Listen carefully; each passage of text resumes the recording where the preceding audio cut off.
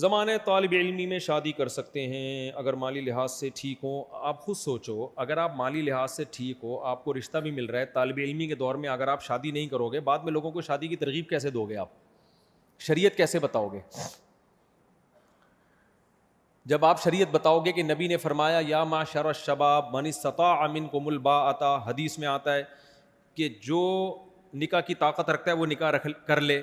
جب آپ یہ حدیث سناؤ گے تو لوگ آپ سے پوچھیں گے اچھا جب آپ میں نکاح کی طاقت تھی آپ نے کر لیا تھا یا دورہ تک ڈیلے کیا تھا؟ آپ کہو گے ڈیلے کیا تھا. کہا پھر ہم بھی ڈیلے کر رہے ہیں, پھر آپ یہ زیادہ ہمارے ساتھ فنٹر بننے کی ضرورت نہیں ہے. تو جب خود عمل نہیں کر رہے تو دوسروں کو کیسے عمل کراؤ گے؟ دیکھو میں اس کی ایک مثال دیتا ہوں. ہمارے ہاں طلبہ کیا کرتے ہیں, قرآن و سنت پڑھتے ہیں اس نیت سے کہ ہمیں قرآن سمجھ میں آ جائے, حدیث سمجھ میں آ جائے. بھائی عمل کی نیت سے پڑھو. اسلام کو فائدہ جب ہوگا جب آپ عمل کرو گے. آسان مثال دیتا ہوں, حدیث میں آتا ہے وہ شخص جو پیٹ بھر کے کھائے اس کا پڑوسی بھوکا سوئے وہ مومن نہیں ہے. اب طالب علم کے سامنے جب یہ حدیث آئے گی نا تو طالب علم کیا کرے گا؟ جامعۃ الرشید کا طالب علم اس حدیث کی پہلے عربی عبارت پڑھے گا. پہلے کیا پڑھے گا؟ عربی عبارت کہ بھئی یہ زبر ہے, یہ زیر ہے, یہ پیش ہے. پھر دیکھے گا نحو کے لحاظ سے مبتدا کہاں ہے, خبر کہاں ہے, حال ذوالحال کدھر ہے, جار مجرور کدھر ہے, اس لحاظ سے حل کرے گا. پھر اس کی سند کی تحقیق کرے گا, پھر دیکھے گا کن کن کتابوں میں یہ حدیث ہے, پھر اس پہ پورا لیکچر تیار کرے گا. ان تمام باتوں میں سے کسی بات کا پڑوسی کو ٹکے گا بھی فائدہ نہیں ہے.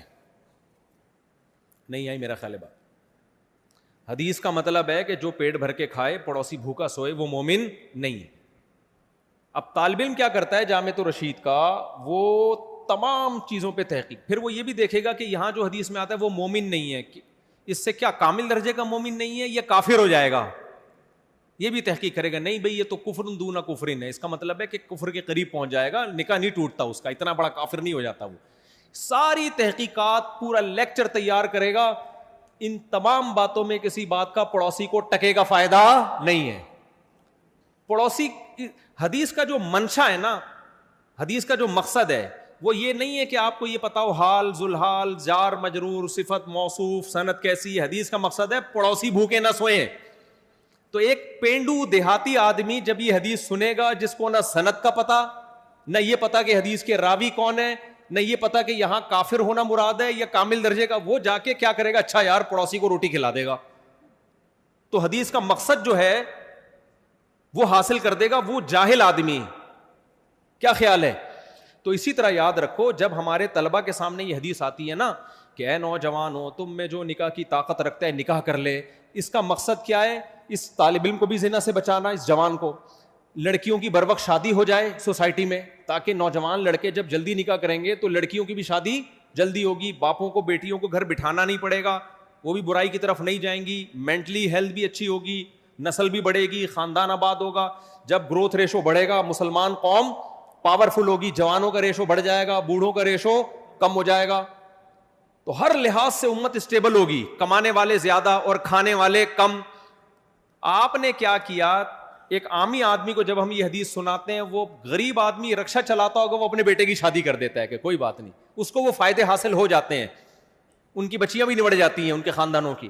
لیکن جب جامعۃ الرشید کے طالب علم کے سامنے یہ حدیث آئے گی تو کہے گا یہ حدیث بخاری میں بھی ہے, مسلم میں بھی ہے, تو پہلے تو یہ متفق علیہ حدیث ہے. امتحان میں اگر آ گیا کہ یہ حدیث کہاں کہاں ہے تو میں بتا دوں گا بخاری میں بھی ہے اور مسلم میں بھی, متفق علیہ حدیث ہے. امتحان میں دوسرا سوال آئے گا اس حدیث کے راوی کون ہے, تو یہ سوال کا جواب بھی عبداللہ بن مسعود رضی اللہ تعالیٰ عنہ حدیث کے راوی ہیں. نمبر 3 امتحان میں تیسرا سوال آئے گا من استطاع منکم الباءۃ, جو تم میں باء کی طاقت رکھتا ہے, باء کا مطلب کیا ہے تو وہ بھی بتا دے گا. استطاعت کا مطلب کیا ہے اس پہ بھی پورا لیکچر لکھ دے گا.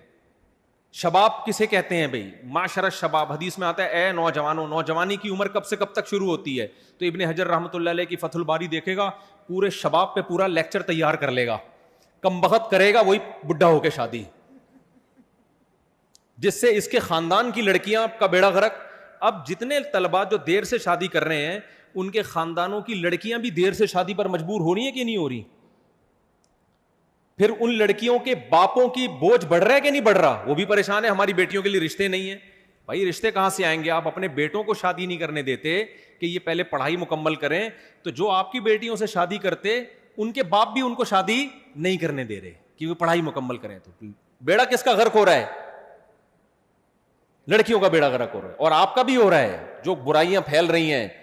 تو اس لیے میرے بھائی حدیث پر سب سے پہلے جو کام ہے نا, جس کے 100 میں سے 100 نمبر اللہ قیامت کے دن دے گا, وہ ان تحقیقات کے نہیں دے گا. جامعۃ الرشید تو آپ کو نمبر دے دے گا, آپ زبردست لیکچر آپ نے تیار کیا, 100 میں سے 100 A+ کے ساتھ آپ دورے میں کامیاب ہوئے, مگر اللہ کے امتحان میں آپ کامیاب نہیں ہوئے. اللہ کہے گا جب تو نے یہ حدیث سنی تھی اسی وقت عمل کا جذبہ پیدا ہوا 100 نمبر, جذبہ پیدا نہیں ہوا انڈا 0.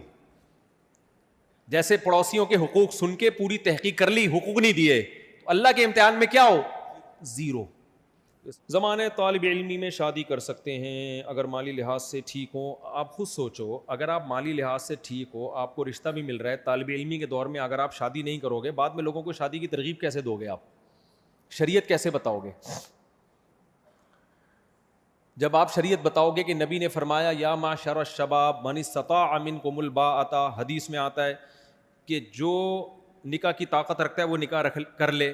جب آپ یہ حدیث سناؤ گے تو لوگ آپ سے پوچھیں گے اچھا جب آپ میں نکاح کی طاقت تھی آپ نے کر لیا تھا یا دورہ تک ڈیلے کیا تھا؟ آپ کہو گے ڈیلے کیا تھا. کہا پھر ہم بھی ڈیلے کر رہے ہیں, پھر آپ یہ زیادہ ہمارے ساتھ فنٹر بننے کی ضرورت نہیں ہے.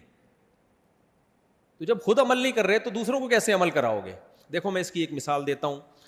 ہمارے ہاں طلبہ کیا کرتے ہیں, قرآن و سنت پڑھتے ہیں اس نیت سے کہ ہمیں قرآن سمجھ میں آ جائے, حدیث سمجھ میں آ جائے. بھائی عمل کی نیت سے پڑھو.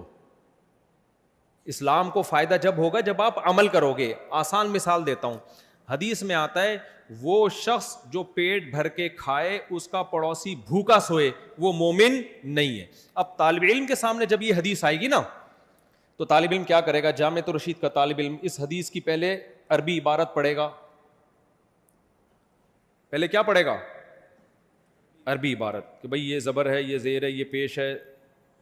پھر دیکھے گا نحو کے لحاظ سے مبتدا کہاں ہے, خبر کہاں ہے, حال ذوالحال کدھر ہے, جار مجرور کدھر ہے, اس لحاظ سے حل کرے گا. پھر اس کی سند کی تحقیق کرے گا, پھر دیکھے گا کن کن کتابوں میں یہ حدیث ہے, پھر اس پہ پورا لیکچر تیار کرے گا. ان تمام باتوں میں سے کسی بات کا پڑوسی کو ٹکے گا بھی فائدہ نہیں ہے. نہیں آئی میرا خیال ہے بات؟ حدیث کا مطلب ہے کہ جو پیٹ بھر کے کھائے پڑوسی بھوکا سوئے وہ مومن نہیں ہے.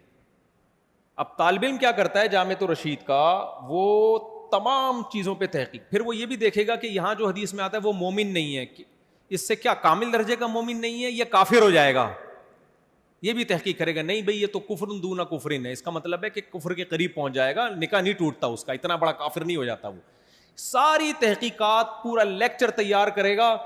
ان تمام باتوں میں کسی بات کا پڑوسی کو ٹکے گا فائدہ نہیں ہے.